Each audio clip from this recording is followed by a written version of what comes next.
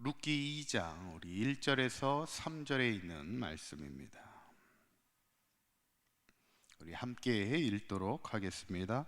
나오미의 남편 엘리멜렉의 친족으로 유력한 자가 있으니 그의 이름은 보아스더라.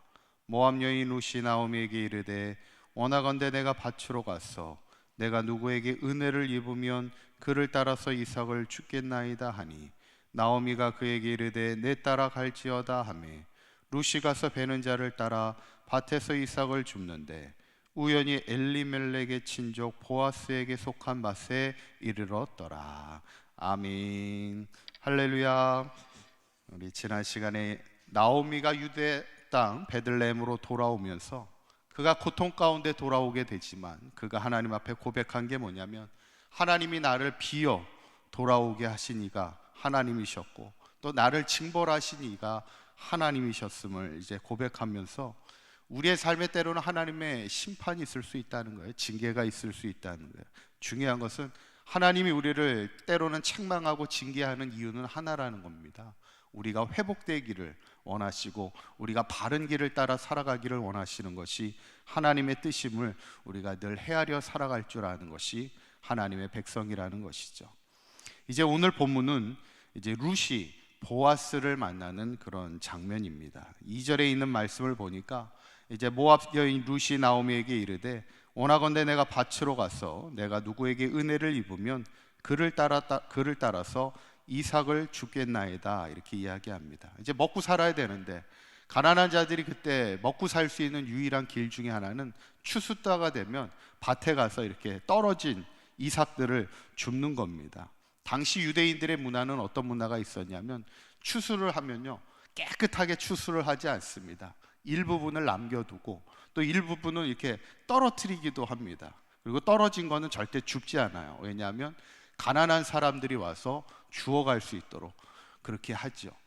어쩌면 이 성경 구절을 이렇게 가만히 보면 내가 밭으로 가서 내가 누구에게 은혜를 입으면 그를 따라서 이삭을 주겠다 이런 고백을 보면 그 당시에는 또 이 사사시대의 문화다 보니까 그것도 만약 그런 게 잘 허용이 되지 않았던 그런 분위기였던 것을 이렇게 보게 돼요. 은혜를 주지 않으면 이삭 줍는 것조차도 원래 하나님의 법에는 반드시 가난한 자들을 위해서 이삭을 주울 수 있게 했지만 이 사사시대 하나님의 말씀에 신앙의 원칙들이 무너지다 보니까 그것조차도 잘 허용되지 않아서 은혜를 입었을 때만 또 그것을 얻을 수 있었던 그런 사사시대 분위기를 우리가 보게 되는데, 여튼 중요한 것은 유대인들의 어떤 율법의 하나님의 말씀은 항상 이 부한 자나 가난한 자들이 함께 살아갈 수 있는 상생의 원리가 있었다는 거예요. 이것이 어떻게 보면 우리의 신앙의 중요한 원리입니다. 어쩌면 우리가 살아가고 있는 이 시대는 경쟁주의입니다. 이기는 자가 살아남는 그런 시대를 살아가고 있어요.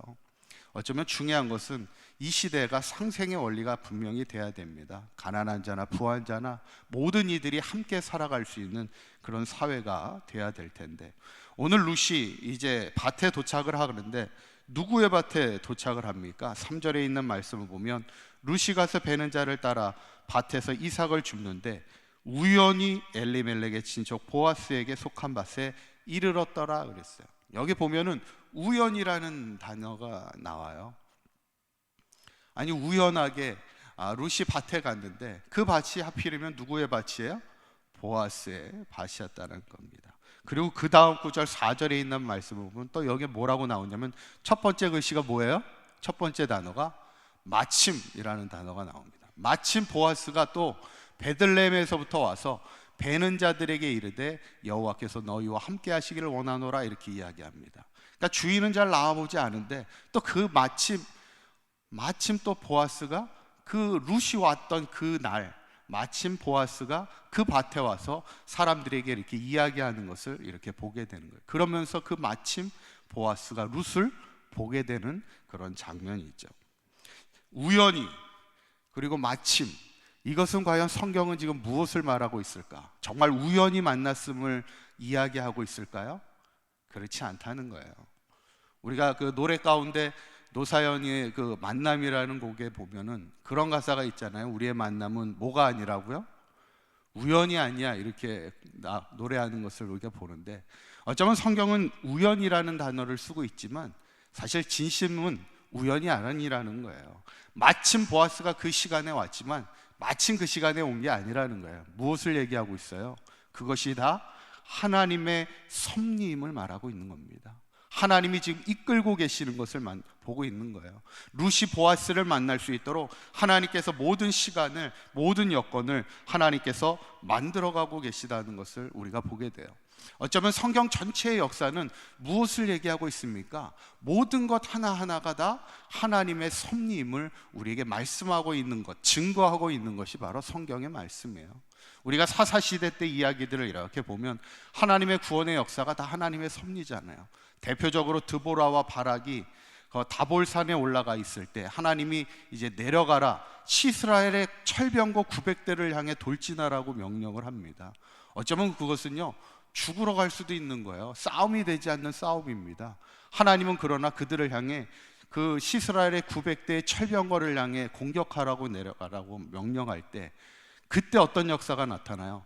갑자기 폭우가 내리는 거예요. 폭우가 내려서 완전히 바닥이 진흙탕이 되니까 철병거 900대가 무용지물이 되는 겁니다.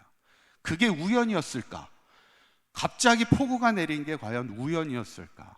하나님의 섭리였을까? 어쩌면 세상 사람들은 그런 걸 보면 그건 우연이야 이렇게 이야기할 수 있어요. 그런데 우리 믿는 사람은 그것을 우연이라 말하지 않습니다. 우리는 그것을 하나님의 섭리라 말하죠. 왜냐하면 우리는 하나님의 섭리를 믿는 사람들이기 때문이죠. 우리가 중요한 것은 우리가 이 땅을 살아가는 것, 바로 신앙으로 살아간다는 게 뭘까? 하나님의 섭리를 믿는다는 겁니다. 우리의 인생의 모든 것이 하나님의 계획과 하나님의 이끄심이 있다는 것을 우리가 믿는 거예요. 찬양에도 그런 찬양이 있잖아요.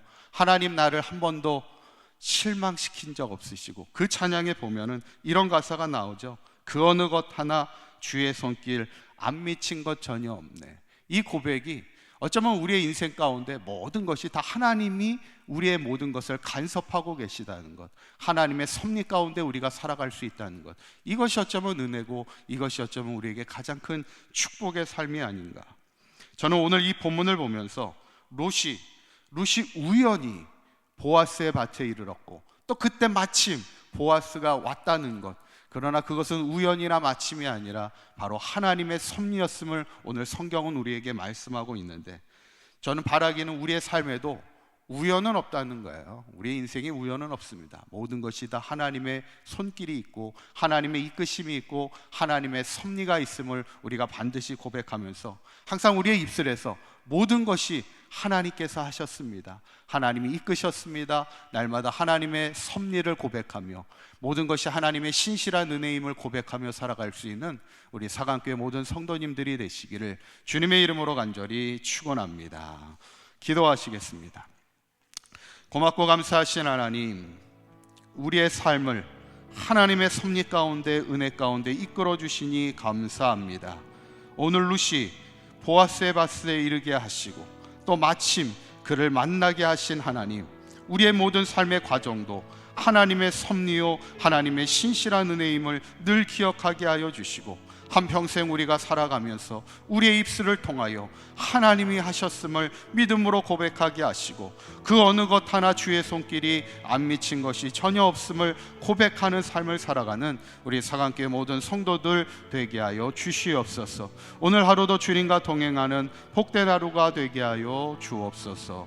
우리 주 예수 그리스도의 이름으로 기도하옵나이다. 아멘.